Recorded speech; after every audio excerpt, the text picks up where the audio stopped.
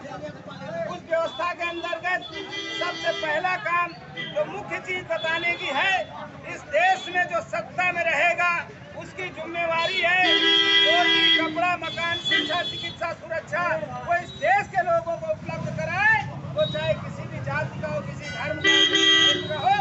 अगर ये सरकार पूरा नहीं कर पाती है तो मान के चलिए कि वो सरकार अपनी जिम्मेवारी पूरी नहीं कर पाती। अगले चुनाव में हमने उसको हटाना है और हटा के उस आदमी को बैठाना है जो हमारे रोजी रोटी की बात करे। मौलिक अधिकारों में से 7 मौलिक अधिकार रोटी, कपड़ा, मकान, शिक्षा, चिकित्सा, सुरक्षा जिस आदमी को सरकार नहीं दे रही वो मान ले कि गद्दारों की सरकार चल रही है।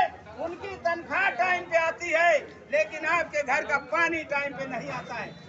आपके यहाँ की जो व्यवस्थाएं हैं उनकी जिम्मेवारी है कि आप इज्जत के साथ जिए। लेकिन इस प्रेम नगर को देखिए, जिस तरह देश के प्रधानमंत्री लगातार नए नए शगुफे छोड़ते जा रहे हैं। इस देश में कहते हमने इतने करोड़ रोजगार उपलब्ध करा दिया। मैं आपको बता दूं, दिल्ली सरकार में बैठे केजरीवाल जब कोरोना चल रहा था तो उन्होंने कहा था शनिवार इतवार दुकानें बंद रहेंगी। क्या आपको लगता है कोरोना शनिवार इतवार को घर से चलता है? उसके बाद कहा OD1 लागू होगा। शनिवार इतवार के बाद कुछ दुकान सोमवार को खुलेगी तो कुछ मंगलवार को खुलेगी। ऐसी हालत में कुछ दुकानें केवल 2 या 3 दिन खुली और वही शॉपिंग मॉल जो उनके रिश्तेदारों के थे, बनिया की दुकान कह लो, बिग बाजार कह लो, सुबह 10 बजे से रात 10 बजे तक चालू रहे। उनको चालू कराने के लिए, उनको फायदा पहुंचाने के लिए केजरीवाल ने मोदी का साथ दिया। ये सारे गद्दार एक हैं और ये गरीबों के दुश्मन हैं।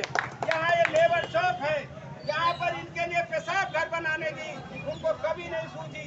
इसी क्षेत्र में केजरीवाल कहता है मैं राशन की जगह रोटी बांटूंगा। आपको पता है केजरीवाल का दिया हुआ चावल देता नहीं है, केंद्र सरकार की योजना है। जब वो चावल देता है आप 15 रुपए किलो, सुबह सुबह माइक लगा के खरीदने वाले आते हैं। आप 15 रुपए किलो चावल देकर 40 रुपए किलो का नया चावल खरीदने जा रहा है।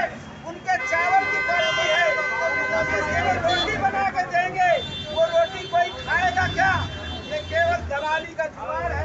चावल बेच के आप नया चावल ले लेते हैं लेकिन रोटी बेच के नई रोटी मिलने वाली नहीं है। आप इस देश के सरकारों से सावधान रहें और आप अपनी जो अपनी जिम्मेवारी है इस देश की स्वतंत्रता बनाए रखने के लिए हर साल आप यहाँ आए। आपका बहुत नुकसान नहीं हो रहा, आप अपने लिए वोट करें और इस देश की व्यवस्था को सुधारने में काम करें। मैं आज सिर्फ यही कहूँगा, जो लोगों ने देश की आजादी के लिए कुर्बानी की उनका कुर्बानी व्यर्थ न जाने दें। इस देश में केवल अंग्रेजों से मुक्ति नहीं पाना था, यहाँ के जमींदारों से लोग तंग थे, जाति व्यवस्था से लोग तंग थे। उससे आजादी लेने के लिए अंग्रेजों को हटाया और संविधान को लागू किया गया, बनाया गया।